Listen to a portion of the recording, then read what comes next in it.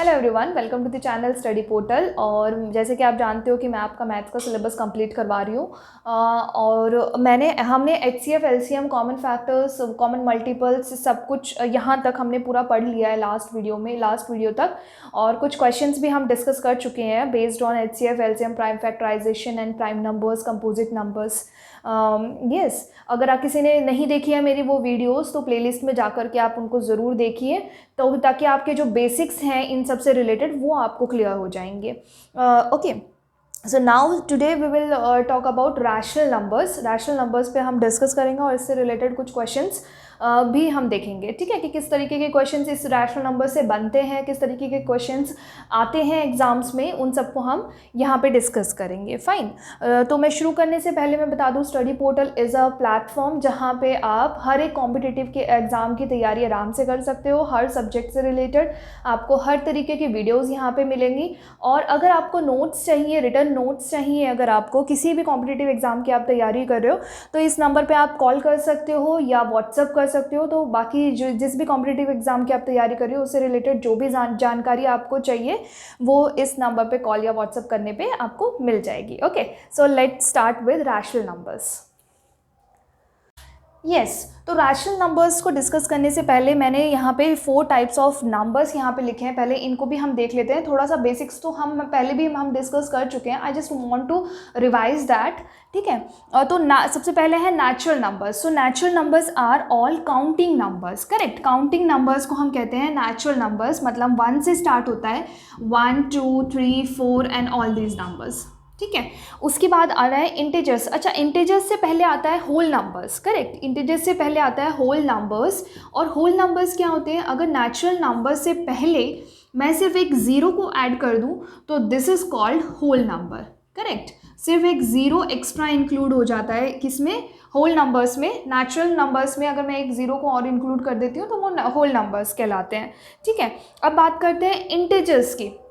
So what are integers? Integers मतलब ये whole number तो आ ही गए हैं इसमें। ठीक है, इसके अलावा जो ज़ीरो से पहले वाले जो नंबर्स हैं, मतलब नेगेटिव नंबर्स हैं, उनको और अगर मैं इंक्लूड कर देती हूँ तो ये हैं आपके इंटीजर्स। मतलब negative numbers and positive numbers and zero including zero. ये सारे नंबर्स आपको ये सारे नंबर्स क्या इन सब नंबर्स को हम क्या कहते हैं? इंटीजर्स कहते हैं। ठीक है, उसके बाद आता है फ्रैक्शंस। Fractions मतलब all the numbers in the form of p by q, all the numbers in the form of p by q where q is not equal to 0, or else you can say कि p where p and q are natural numbers. Natural numbers तो of course 0 तो होगा ही नहीं। ठीक है, p and q are natural numbers. अच्छा, अब rational number भी p by q के फॉर्म में ही होता है, तो रैशनल नंबर और फ्रैक्शंस में डिफरेंस क्या हो गया? राइट, रैशनल नंबर और फ्रैक्शन में क्या डिफरेंस है? अब रैशनल नंबर में क्या होता है? p by q, all the numbers which are in the form of p by q where p and q are integers. ठीक है, डिफरेंस समझ आया? ऊपर वाले में p और q जो है वो क्या है? नेचुरल नंबर्स हैं। फ्रैक्शंस में p और q क्या है? नेचुरल नंबर्स हैं। और रैशनल नंबर में p और q क्या है? इंटीजर्स हैं। इंटीजर्स का मतलब क्या हो गया कि नेगेटिव नंबर भी इंक्लूड हो गए, पॉजिटिव नंबर भी इंक्लूड हो गया और ज़ीरो भी इंक्लूड हो गया। इसलिए मुझे यहाँ पे स्पेसिफाई करना पड़ेगा कि q is not equal to 0, क्योंकि अगर डिनोमिनेटर ही 0 हो जाएगा तो वो नंबर क्या हो जाएगा? वो नंबर तो अनडिफाइंड हो जाएगा। राइट, तो इसलिए मुझे यहाँ पे जब रैशनल नंबर की जब मैं डेफिनेशन लिखूंगी तो I will write p by all the numbers in the form of p by q where p and q are integers and q is not equal to 0. ठीक है, तो ये तो हो गई बेसिक चीज़ इन सब all the types of numbers which we are having. Now let's come to the next topic.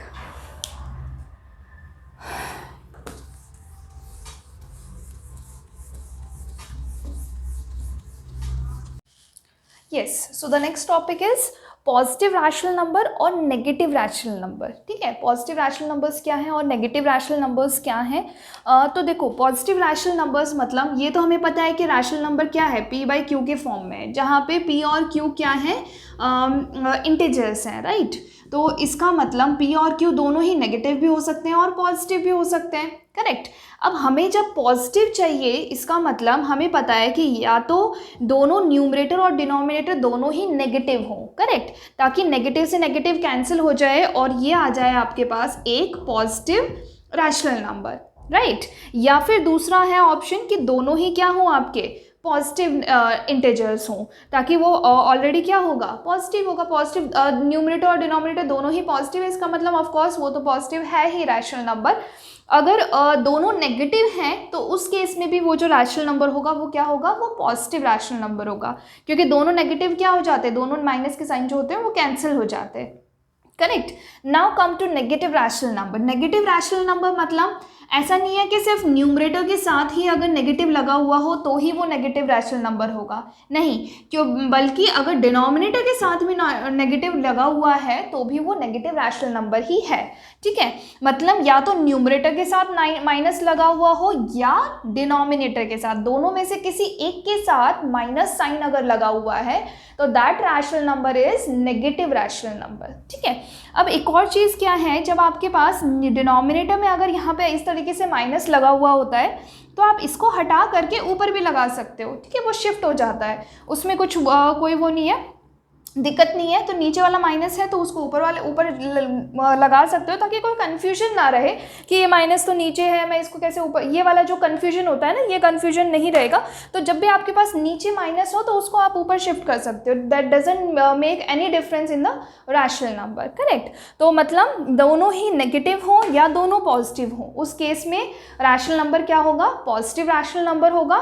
अगर या तो न्यूमरेटर अकेला नेगेटिव हो या डिनोमिनेटर अकेला नेगेटिव हो, उस केस में वो रैशनल नंबर क्या होगा, नेगेटिव रैशनल नंबर होगा, ठीक है। So let's come to the next topic.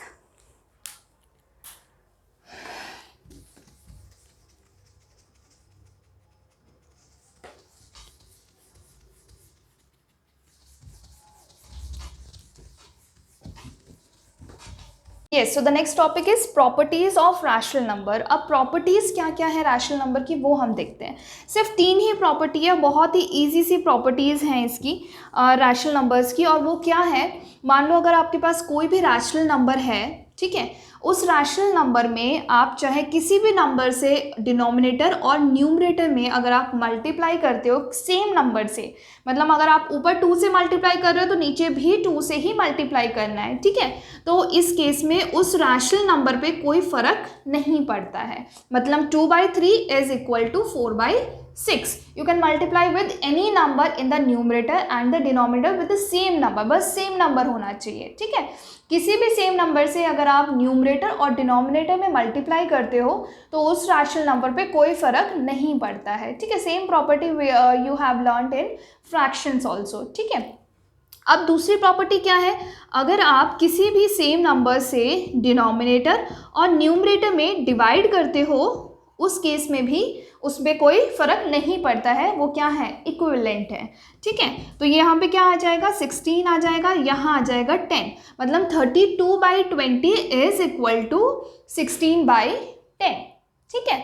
अब थर्ड प्रॉपर्टी जो है बिल्कुल सेम इसी से ये थर्ड प्रॉपर्टी आती है कि अगर मान लो मुझे दो रैशनल नंबर दे दिया जाता है, ये 3/2 दे दिया और यहाँ पे 6/4 लिख दिया मेरे को, ठीक है। तो और क्वेश्चन पूछा जा रहा है आपसे कि ये और ये इक्विवेलेंट है या नहीं है, तो आप क्या करोगे, तो सीधा सा आंसर ये होगा कि अगर कोई ऐसा नंबर है जो दोनों न्यूमरेटर और डिनोमिनेटर में मल्टीप्लाई हो रहा है या डिवाइड करने पे 6/4 मेरा आ जाता है, इसका मतलब दोनों इक्विवेलेंट है, नहीं तो नहीं है, ठीक है।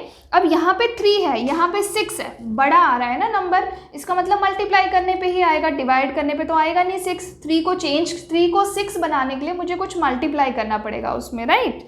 तो किससे मल्टीप्लाई करना है, 2 से मल्टीप्लाई करना है, करेक्ट। 3 times 2 is 6, तो 3 × 2, ऊपर 2 से कर रही हूँ तो नीचे भी 2 से करूँगी, तो ये क्या आ गया, 6/4 आ गया। मतलब एक नंबर ऐसा आ गया जिसको मैं न्यूमरेटर और डिनोमिनेटर में दोनों में जब मैं मल्टीप्लाई कर रही हूँ तो ये रैशनल नंबर आ रहा है मेरे पास, इसका मतलब 3/2 इज इक्विवेलेंट टू 6/4।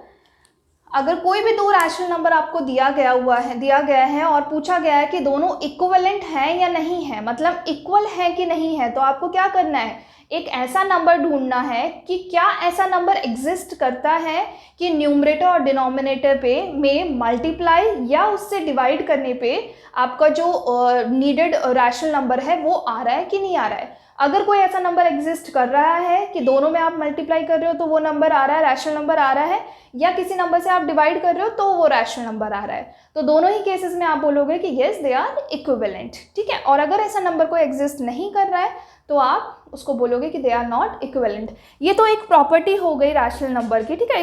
एक बस समझने का तरीका है कि इक्विवेलेंट रैशनल नंबर एग्जैक्टली होते क्या हैं, ठीक है। और इसको इक्विवेलेंट, किसी भी दो रैशनल नंबर को इक्विवेलेंट प्रूफ करने के लिए एक और तरीका, वो बहुत ईजी ट्रिक है, तो वो मैं आपको आगे बताऊंगी, ठीक है। So let's come to the next topic.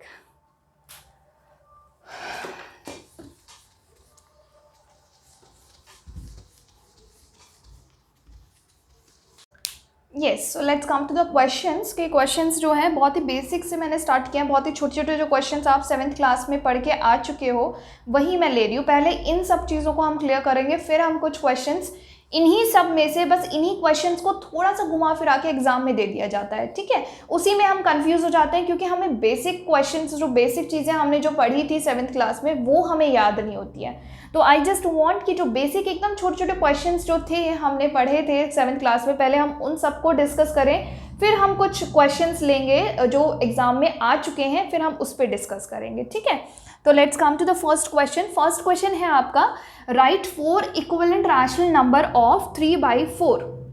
आपको 3/4 के 4 इक्विवेलेंट रैशनल नंबर लिखने हैं, करेक्ट। तो अभी मैंने आपको बताया कि किसी भी रैशनल नंबर में किसी भी सेम नंबर से अगर आप न्यूमरेटर और डिनोमिनेटर दोनों में मल्टीप्लाई करते हो तो उस पर फर्क नहीं पड़ता, they are same and equal, correct. तो मैं क्या करूँगी, बस इसमें this will be equal to, किसी भी नंबर से मैं डिनोमिनेटर और न्यूमरेटर में मल्टीप्लाई करती चलूँगी, है ना। किसी से, सिर्फ एक ही नंबर से नहीं, डिफरेंट नंबर से मैं मल्टीप्लाई करती जाती हूँ और मेरे पास क्या आ जाएंगे, इक्विवेलेंट रैशनल नंबर्स आ जाएंगे काफ़ी सारे, ठीक है। बट यहाँ पे मुझे सिर्फ 4 ही चाहिए तो मैं 4 ही निकालूंगी। आप भी मुझे निकाल करके कमेंट करके मुझे बताओ कोई भी 4 इक्विवेलेंट रैशनल नंबर, फटाफट से मुझे इसका आपको बताना है कमेंट सेक्शन में। तो यहाँ पे देखो, यहाँ पे क्या आ जाएगा, जो मैं बता रही हूँ उससे कुछ अलग बताना है आपने। तो यहाँ पे 3 × 2, मैं 2 से स्टार्ट कर रही हूँ, तो 3 × 2 is 6, 4 × 2 is 8। So I got 1 rational number, 1 equivalent rational number, ये और ये इक्वल है। उसके बाद मैंने 2 से मल्टीप्लाई कर दिया दोनों न्यूमरेटर और डिनोमिनेटर में, अब मैं मल्टीप्लाई करूँगी 3 से, तो 3 × 3 इज 9 एंड 4 × 3 इज 12। 3 से मल्टीप्लाई कर दिया दोनों न्यूमरेटर और डिनोमिनेटर में, अब मैं 4 से मल्टीप्लाई कर लेती हूँ, तो 4 × 3 इज 12, 4 × 4 इज 16, ठीक है। अब मैं 5 से मल्टीप्लाई कर लेती हूँ दोनों न्यूमरेटर और डिनोमिनेटर में, 5 × 3 इज 15, 5 × 4 इज 20, करेक्ट हो गया। यहाँ पे हमारे निकल गए 4 इक्विवेलेंट रैशनल नंबर टू 3/4, ठीक है। Let's come to the next question. Next question क्या है, express -4/7 as a rational number with numerator -12। आपको -4/7 को एक्सप्रेस करके बताना है, एक ऐसा इक्विवेलेंट रैशनल नंबर आपको निकालना है जिसका न्यूमरेटर जो है वो क्या होगा, -12 होगा, करेक्ट। अब देखो यहाँ पे -4/7 है, ठीक है। आपको न्यूमरेटर क्या चाहिए, -12 चाहिए। तो देखो यहाँ पे ये तो मुझे पता है कि ऊपर मैं कुछ मल्टीप्लाई करूँगी तभी -12 आएगा, मुझे न्यूमरेटर -12 चाहिए, इसके लिए तो मैं श्योर हूँ। अब डिनोमिनेटर क्या आता है वो हम देखेंगे, ठीक है। अब देखो यहाँ पे सबसे पहले इस टाइप के क्वेश्चंस में ना साइन पे बड़ा ध्यान देना होता है, ठीक है। यहाँ पे ऑलरेडी माइनस लगा हुआ है, मुझे आंसर में भी क्या चाहिए, माइनस चाहिए, ठीक है। तो अब यहाँ पे जो मैं मल्टीप्लाई करूँगी उसको मुझे पॉजिटिव रखना पड़ेगा, क्योंकि negative multiply positive is negative, ठीक है। ये चीज़ मैं लास्ट क्लास में भी बता चुकी हूँ, मैं फिर से एक बार रिपीट कर देती हूँ। नेगेटिव मल्टीप्लाई नेगेटिव, मतलब माइनस एक नेगेटिव नंबर है, दूसरा एक नेगेटिव नंबर है, तो वो रिजल्ट करता है एक पॉजिटिव नंबर में। अगर एक नेगेटिव नंबर है और एक पॉजिटिव नंबर है तो वो रिजल्ट आता है उसका एक नेगेटिव नंबर, ठीक है, माइनस में आएगा। अगर दोनों ही पॉजिटिव है तो वो तो इन एनी केस पॉजिटिव ही आएगा। तो ये चीज़ याद रखनी है। ये मल्टीप्लिकेशन के साइन, मल्टीप्लिकेशन के कंटेक्स्ट में मैं बता रही हूँ आपको कि कोई दो नेगेटिव नंबर जब मल्टीप्लाई करते हैं तो वो होता है पॉजिटिव नंबर। अगर किसी एक नेगेटिव को पॉजिटिव नंबर से मल्टीप्लाई कर रहे हो तो नेगेटिव आएगा, पॉजिटिव को पॉजिटिव के साथ कर रहे हो तो पॉजिटिव आएगा, ठीक है। अब देखो यहाँ पे है -4, मुझे नेगेटिव नंबर चाहिए, तो यहाँ पे तो माइनस, ऑलरेडी यहाँ पे माइनस है, मतलब दूसरा नंबर मुझे चाहिए एक पॉजिटिव नंबर, क्योंकि मुझे पता है minus multiply plus is minus, तो मैं एक पॉजिटिव नंबर से मल्टीप्लाई करूँगी। और मुझे पता है 4 × 3 इज 12, यहाँ पे 3 से मल्टीप्लाई कर रही हूँ तो नीचे भी 3 से मल्टीप्लाई करूँगी, करेक्ट। तो -4 × 3 इज -12, 7 × 3 इज 21, करेक्ट। अब चलते हैं नेक्स्ट क्वेश्चन पे। नेक्स्ट क्वेश्चन क्या है, -4/7। अब -4/7 है, यहाँ पे न्यूमरेटर क्या होगा 20, न्यूमरेटर क्या आना चाहिए 20 आना चाहिए। तो यहाँ पे अब आपको न्यूमरेटर चाहिए 20, जो भी आपको चाहिए वो आप लिख लो पहले से। अब यहाँ पे मुझे बताओ कि यहाँ पे आपको एक नेगेटिव नंबर से मल्टीप्लाई करना है या पॉजिटिव नंबर से मल्टीप्लाई करना है, फटाफट से मुझे रिप्लाई करना है, ठीक है। यहाँ पे नेगेटिव नंबर से मल्टीप्लाई करोगे या पॉजिटिव नंबर से मल्टीप्लाई करोगे। देखो यहाँ पे पॉजिटिव है, ठीक है, यहाँ पे ये ऑलरेडी नेगेटिव है, ठीक है। अब मुझे पता है कि नेगेटिव को जब मैं नेगेटिव के साथ मल्टीप्लाई करूँगी तभी तो पॉजिटिव आएगा, क्योंकि अगर नेगेटिव को मैं पॉजिटिव के साथ मल्टीप्लाई कर दूँगी तब तो मेरा नेगेटिव आ जाएगा, है ना। तो मतलब मुझे यहाँ पे एक नेगेटिव नंबर से मल्टीप्लाई करना है और आंसर भी क्या आना चाहिए 20 आना चाहिए, करेक्ट। तो यहाँ पे -4 है, मुझे पता है 4 × 5 इज 20, तो यहाँ पे 5 और मैं मल्टीप्लाई करूँगी -5 से, ठीक है, ताकि माइनस मल्टीप्लाई माइनस क्या हो जाए प्लस। अब -5 से ऊपर मल्टीप्लाई कर रही हूँ न्यूमरेटर में, तो डिनोमिनेटर में भी मैं -5 से करूँगी, ठीक है। तो 7 × 5 क्या हो जाएगा -35, 7 × -5 क्या हो जाएगा -35 हो जाएगा। तो इसका आंसर क्या आ गया 20/-35, इसको आप -20/35 भी लिख सकते हो, फाइन। तो ये आ गया आपका आंसर जो आपको चाहिए था। ओके, एक मिनट, यहाँ पर 20 बोला गया है क्वेश्चन में, तो आप इसको 20 इस तरीके से नहीं लिखोगे, क्योंकि क्वेश्चन में ही बोला गया है कि न्यूमरेटर आपको 20 ही चाहिए, तो आप इस माइनस को यहाँ पे शिफ्ट नहीं करोगे, यहीं तक रहने दोगे और ये हो जाएगा आपका फाइनल आंसर, ठीक है। So I hope you understood this. Let's come to the next topic.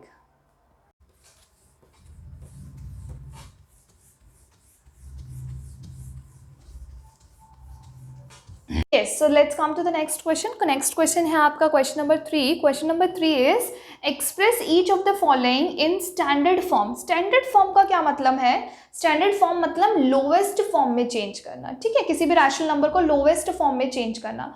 अब lowest form का मतलब क्या है कि आपको न्यूमरेटर और डिनोमिनेटर में कोई भी कॉमन फैक्टर नहीं होना चाहिए, मतलब कोई भी ऐसा नंबर नहीं होना चाहिए जो दोनों न्यूमरेटर और डिनोमिनेटर को डिवाइड करे, कंप्लीटली डिवाइड करे, correct. This is called standard form of any rational number, ठीक है। तो अब यहाँ पे देखो फर्स्ट नंबर क्या है, फर्स्ट रैशनल नंबर क्या है 21/35। तो आप यहाँ पे देखो इसमें कुछ कॉमन फैक्टर्स हैं, कुछ नंबर्स हैं ऐसे जो 21 और 35 को डिवाइड करते हैं, दोनों को डिवाइड कर देंगे कम्प्लीटली, है ना। तो मुझे बताओ एक बार कि कौन सा नंबर ऐसा है जो दोनों को डिवाइड कर देगा, 21 और 35 को भी डिवाइड करेगा, ठीक है। अच्छा ठीक है, अब स्टैंडर्ड फॉर्म में चेंज करने के लिए आप क्या करोगे, इसका एक बहुत ही सिंपल सा तरीका है। आप पहले 2 से आप डिवाइड करो, फिर 7 से डिवाइड करो, फिर जो भी कॉमन फैक्टर बचता है उससे आप डिवाइड करते चलो या कैंसिल करते चलो। इससे बेटर है कि आप सबसे हाईएस्ट कॉमन फैक्टर उसका निकाल लो और उसको आप दोनों न्यूमरेटर और डिनोमिनेटर से डिवाइड कर दो, करेक्ट। तो 21 और 35 का आप देखो कि कॉमन फैक्टर है क्या, है ना। कॉमन फैक्टर क्या है, सिर्फ एक 7 ही है जो दोनों को डिवाइड कर रहा है, ठीक है। 7 3 = 21, 7 5 = 35। अब 3 और 5 का तो कोई कॉमन फैक्टर नहीं है, कोई भी नंबर 3 और 5 को दोनों को डिवाइड नहीं करता है। तो highest common factor of 21 and 35 क्या हो गया 7 हो गया, मतलब HCF ऑफ 21 एंड 35 क्या आया हमारे पास 7 आया।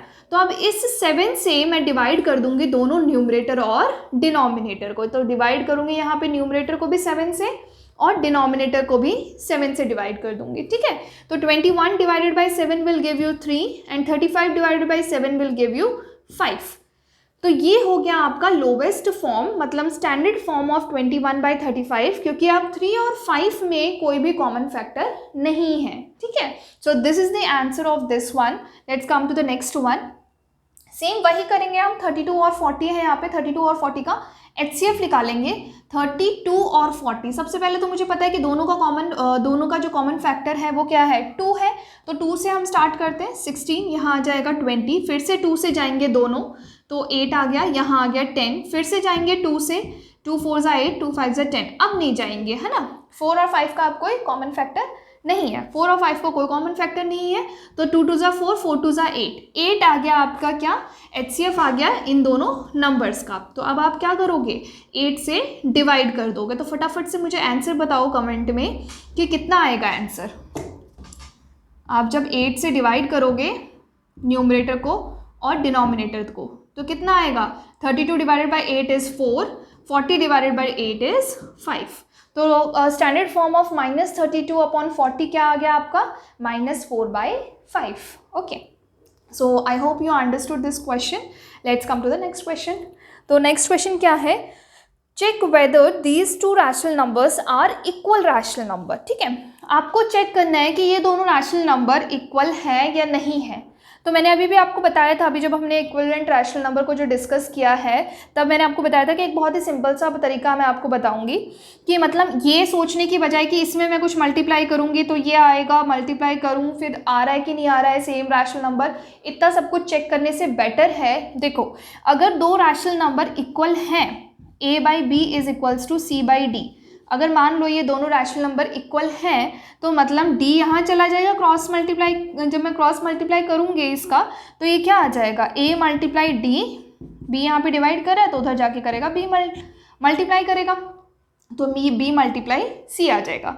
मतलब किसी भी दो रैशनल नंबर को अगर मुझे इक्वल प्रूफ करना है कि वो दोनों इक्वल हैं कि नहीं है, चेक करना है कि वो दोनों रैशनल नंबर इक्वल हैं या नहीं है, तो मुझे सिंपल क्या करना है, उन दोनों का क्रॉस मल्टीप्लिकेशन करना है। अगर वो दोनों इक्वल आएंगे, उनके क्रॉस मल्टीप्लिकेशन अगर इक्वल आएगा तो वो इक्वल है, नहीं तो नहीं है। ठीक है, तो बस जैसे ही आपके पास दो रैशनल नंबर हो और अगर आपको चेक करना है कि दोनों रैशनल नंबर इक्वल है या नहीं है, तो आप क्या करोगे, देखो यहाँ पे -15 है, यहाँ पे 18 है, यहाँ पे 5 है, -6 है, -15/18, 5/-6, बस आप क्रॉस मल्टीप्लाई कर दो तो -15 मल्टीप्लाई -6 और 18 मल्टीप्लाई 5, तो देखो कितना आ रहा है, 6 5 ज़ा 30, 6 1 ज़ा 6, 7 8 9 और यहाँ पे देखो कितना आ जाएगा, यहाँ पे भी 90 आ रहा है। ठीक है, तो दोनों क्या आ रहे हैं, दोनों इक्वल है, इसका मतलब ये दोनों रैशनल नंबर जो हैं वो क्या है, इक्वल है। ठीक है, इक्विवेलेंट है।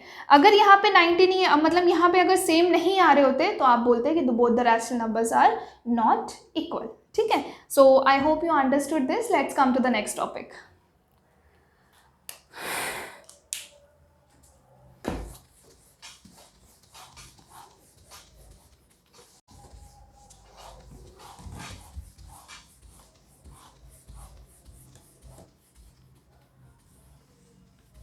Yes, so the next question is question number 5। Question number 5 में देखो क्या पूछ रहा है question, find the value of x। ठीक है, find the value of x, यहाँ पे x की वैल्यू पूछ रहा है, मतलब यहाँ पे इसकी वैल्यू पूछ रहा है, मैं इसको हटा ही दूंगी। ठीक है, इसको आप पूरा आप इसको सॉल्व करोगे, x को इधर लेके 8 को उधर लेके जाओगे, इसको उधर लेके जाओगे, इतना सब कुछ आपको करने की ज़रूरत नहीं है। बस आपको कैसे आ जाएगा आंसर, कैसे आएगा, यहाँ पे 8 लिखा हुआ है, यहाँ पे -24 लिखा हुआ है, जो गिवन है उस पर आपको ध्यान देना है। ठीक है, तो यहाँ पे 8 है, यहाँ पे -24 है, तो मैं 8 में क्या मल्टीप्लाई करूँ जिससे कि -24 आ जाए, correct.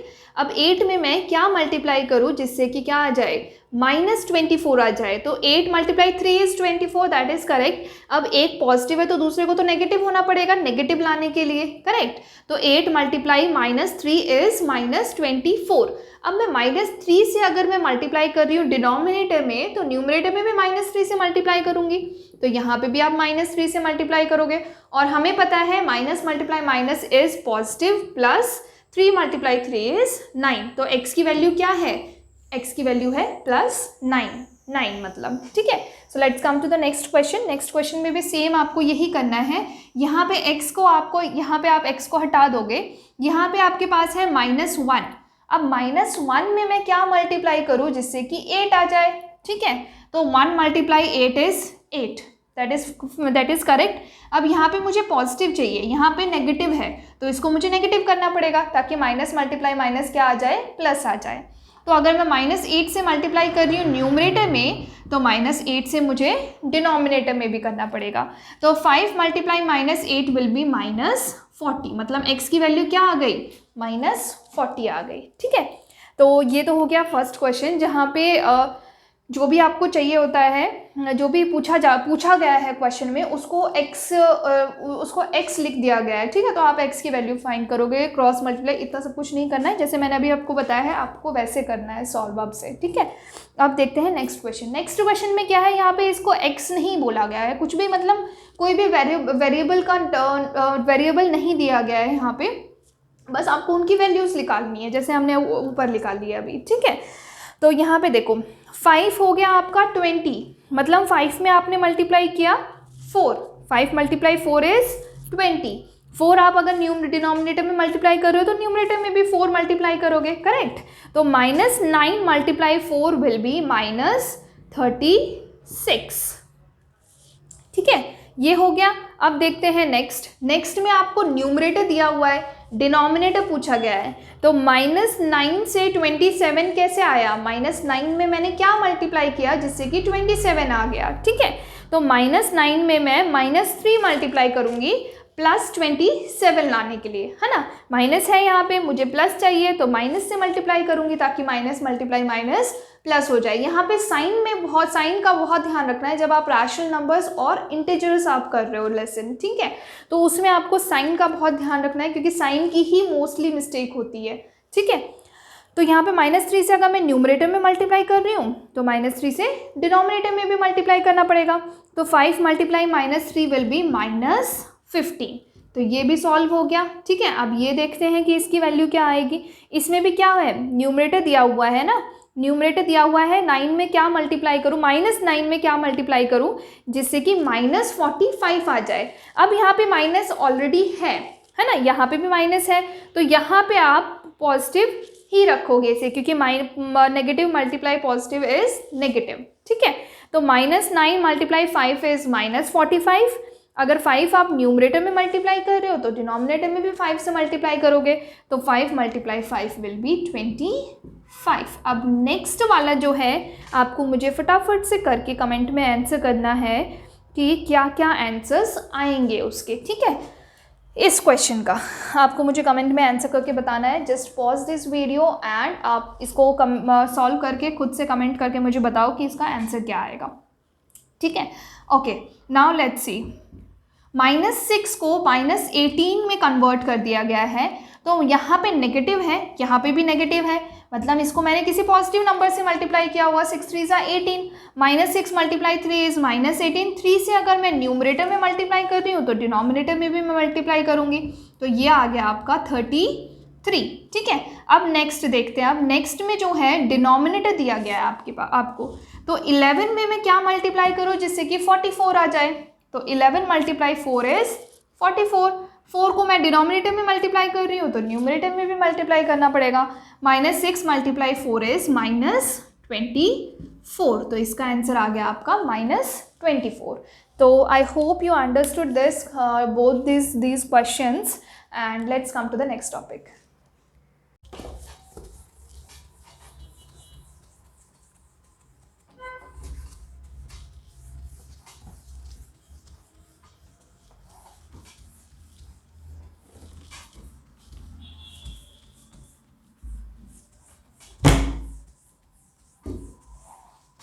Yes, so the next question is question number 7. Question number 7 क्या है आपका, which of the two rational numbers are greater? आपको इन दोनों रैशनल नंबर्स में से बताना है कि कौन सा बड़ा है कौन सा छोटा है, ठीक है। तो देखो, जब भी आपको रैशनल नंबर को अगर आपको कंपेयर करना हो, रैशनल नंबर हो या फ्रैक्शंस हो, ठीक है, तो सबसे पहला काम है आपका डिनोमिनेटर्स को सेम बनाना, ठीक है। डिनोमिनेटर्स जब तक इक्वल नहीं होंगे तब तक आप किसी भी दो रैशनल नंबर या किसी भी दो फ्रैक्शंस को आप कंपेयर नहीं कर सकते हो, ठीक है। तो आपका ध्यान होना चाहिए डिनोमिनेटर्स पे कि डिनोमिनेटर्स आपको सेम करने हैं पहले, उसके बाद आप बता पाओगे कि कौन सा रैशनल नंबर बड़ा है, कौन सा रैशनल नंबर छोटा है। तो यहाँ पे देखो, सबसे पहले आप जब रैशनल नंबर की हम बात कर रहे हैं, फ्रैक्शंस में तो नेगेटिव पॉजिटिव का कोई इशू होता नहीं है क्योंकि पॉजिटिव ही है उसमें, तो ठीक है। रैशनल नंबर में क्या होता है, पॉजिटिव होता है, नेगेटिव भी होता है। तो अगर डिनोमिनेटर में नेगेटिव है तो उसको आप ऊपर ले जाओ, ऊपर नेगेटिव लगा दो आप, ठीक है। इशू ही नहीं रखो कि नीचे नेगेटिव है या कुछ इस तरीके से, ठीक है। अगर नीचे ना माइनस है तो ऊपर ले जाओ, अगर ऊपर भी माइनस है, न्यूमरेटर में भी माइनस है, डिनोमिनेटर में माइनस है, तो वो ऑफकोर्स वो दोनों कैंसिल हो जाएंगे, पॉजिटिव हो जाएगा रैशनल नंबर, ठीक है। अब हम देखते हैं आगे। यहाँ पे देखो, सबसे पहले डिनोमिनेटर में देखो, यहाँ पे भी 11 है, यहाँ पे भी क्या है 11 है, तो यहाँ पे तो डिनोमिनेटर ऑलरेडी सेम है तो कोई इशू है ही नहीं। डायरेक्ट हम न्यूमरेटर को देखते हुए हम बता देंगे कि कौन सा बड़ा है कौन सा छोटा है। जो न्यूमरेटर, पहले तो पहला स्टेप है डिनोमिनेटर्स को सेम बनाना। अगर सेम है, अगर सेम नहीं है तो पहले आप सेम बनाओगे, उसके बाद न्यूमरेटर को देखते हुए जो न्यूमरेटर बड़ा है, जिसका न्यूमरेटर बड़ा है वो बड़ा रैशनल नंबर है, जिसका न्यूमरेटर छोटा है वो छोटा रैशनल नंबर है, ठीक है। तो -5 और -6 में और नेगेटिव के केस में हमें पता है कि ऐसे चलता है नंबर, ऐसे चलती है नंबर लाइन, है ना। -1 फिर उससे छोटी, -2 उससे छोटा, -3 उससे छोटा, -4, मतलब जितना नंबर बड़ा होता जा रहा है नेगेटिव में उतना ही वो नंबर छोटा होता जा रहा है, करेक्ट। मतलब पॉजिटिव जो टर्म है, पॉजिटिव नंबर जो है उसको अगर हम देखें तो जितनी उसकी डिजिट बढ़ती जा रही है उतना ही नेगेटिव नंबर छोटा होता जा रहा है। तो -5 और -6 में से कौन सा बड़ा होगा, -5 बड़ा होगा, जो छोटा है वो बड़ा है नेगेटिव के केस में, है ना। डिजिट जो बड़ी है वो छोटी है, जो छोटी है वो बड़ी है नेगेटिव नंबर्स के केस में। अब यहाँ पे देखो, यहाँ पे फिर से क्या है, यहाँ पे भी 9 है, यहाँ पे भी 9 है, दोनों के डिनोमिनेटर्स सेम है। तो अगेन मैं सिर्फ न्यूमरेटर को देखते हुए बता दूंगी कि कौन सा बड़ा है कौन सा छोटा है। एक नेगेटिव नंबर है, एक पॉजिटिव नंबर है, इसमें तो मुझे कुछ सोचना ही नहीं है, जो पॉजिटिव है वही बड़ा होगा, ठीक है। Now let's come to the next one. Next यहाँ पे क्या है, यहाँ पे ये नेगेटिव है तो इसको नेगेटिव को हटा के मैं लगा दूंगी ऊपर। अब यहाँ पे दोनों डिनोमिनेटर्स इक्वल नहीं है, तो अब इसको इक्वल कैसे बनाना है, मतलब किस नंबर में चेंज करना है, किस नंबर में दोनों को चेंज करके इक्वल बनाना है, तो वो होगा इन दोनों का एलसीएम, ठीक है। अब आप इन दोनों का निकालोगे एलसीएम, क्योंकि 9 और 8 दोनों ही को प्राइम नंबर है, मतलब इन दोनों के बीच कोई भी कॉमन फैक्टर नहीं है, तो डायरेक्टली मैं मल्टीप्लाई कर सकती हूँ 9 × 8 which is 72।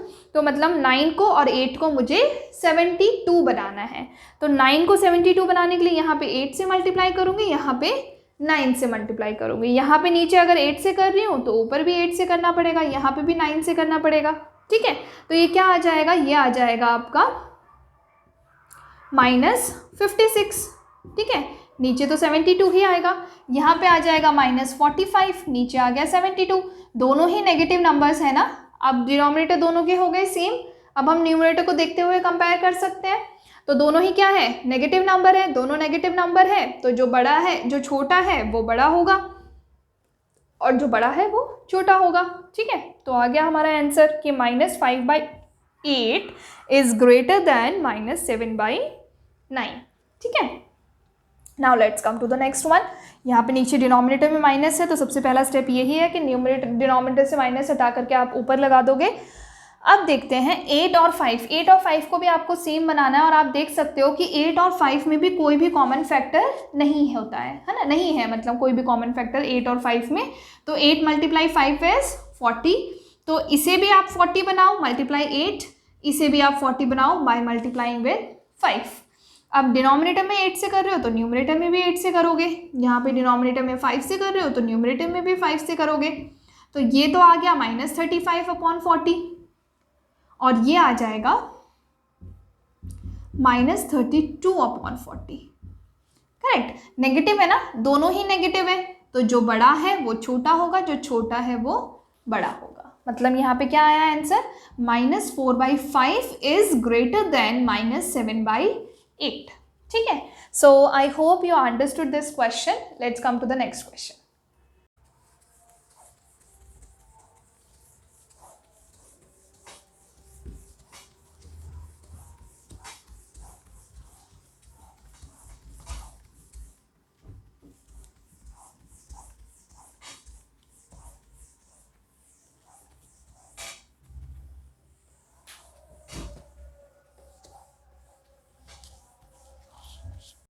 Yes, so the next question is add. आपको ऐड करना है इन सभी रैशनल नंबर्स को, ठीक है। तो एडिशन में भी सेम वही चीज़ है जो अभी आपने कंपेयर करने के केस में आपने देखी कि आपको डिनोमिनेटर्स को सेम करना है, उसके बाद न्यूमरेटर्स को ऐड करना है। चाहे वो सब्ट्रैक्शन हो या ऐड हो, दोनों में ही आपको क्या करना है, डिनोमिनेटर्स को पहले आपको दोनों को सेम बनाना है, उसके बाद ही आप न्यूमरेटर्स को ऐड कर सकते हो या सब्ट्रैक्ट कर सकते हो, ठीक है। अब देखो यहाँ पे ऐड करना है, तो इस एंड को मैं हटा देती हूँ, यहाँ पे मैं लगा देती हूँ प्लस का साइन, क्योंकि यहाँ पे नेगेटिव है तो यहाँ पे मैं लगा देती हूँ ब्रैकेट, ठीक है। तो अब देखो यहाँ पे ये भी 9 है, अच्छा ये भी 9 है और ये भी 9 है, ठीक है। तो अब क्या हो जाएगा, दोनों ही 9 है ना, डिनोमिनेटर तो ऑलरेडी सेम है, तो अब तो मुझे कुछ करना ही नहीं है, तो डिनोमिनेटर तो रहेगा 9। सबसे पहला स्टेप यही है कि डिनोमिनेटर्स को सेम बनाना है। अगर डिनोमिनेटर सेम है तो बहुत अच्छी बात है, अगर नहीं है तो पहले आप उनको सेम बनाओगे, ठीक है। तो अब देखो यहाँ पे 9 है, दोनों में ही डिनोमिनेटर सेम है, तो 9 मैंने लिख दिया, ऊपर आया 5 प्लस ब्रैकेट में -13, ठीक है। प्लस माइनस का बहुत ज़्यादा ध्यान रखना है, मैं बार बार बोल रही हूँ कि यहीं, क्योंकि यहीं पे मिस्टेक होती है। तो प्लस अगर ब्रैकेट के अंदर माइनस है, ब्रैकेट के बाहर कोई भी, जब भी कोई भी साइन ब्रैकेट के बाहर होता है और ब्रैकेट के अंदर, मतलब ब्रैकेट का मतलब क्या है, आप मल्टीप्लाई कर रहे हो दोनों नंबर्स को, ठीक है। बाहर जो भी नंबर है उसको अंदर वाले नंबर से आप मल्टीप्लाई कर रहे हो, तो आपको ये नहीं सोच, अगर यहाँ पे अगर माइनस है तो माइनस माइनस जो होता है वो क्या हो जाता है, जब आप प्लस करते हो तब क्या हो जाता है, माइनस माइनस प्लस होता है और साइन आपका लगता है माइनस का। तो ऐसा नहीं सोचना है, क्योंकि मल्टीप्लाई होता है इसमें जब ब्रैकेट लगा हुआ होता है, ठीक है। तो मल्टीप्लाई वाले ऑपरेशन सारे जो है, रूल्स जो हैं वो आपको यहाँ पे देखने हैं। तो plus multiply minus is -13 upon 9, 5 - 13 कितना आ जाएगा, 7, 8, 9, 10, 11, 12 नहीं 8 आएगा, ठीक है।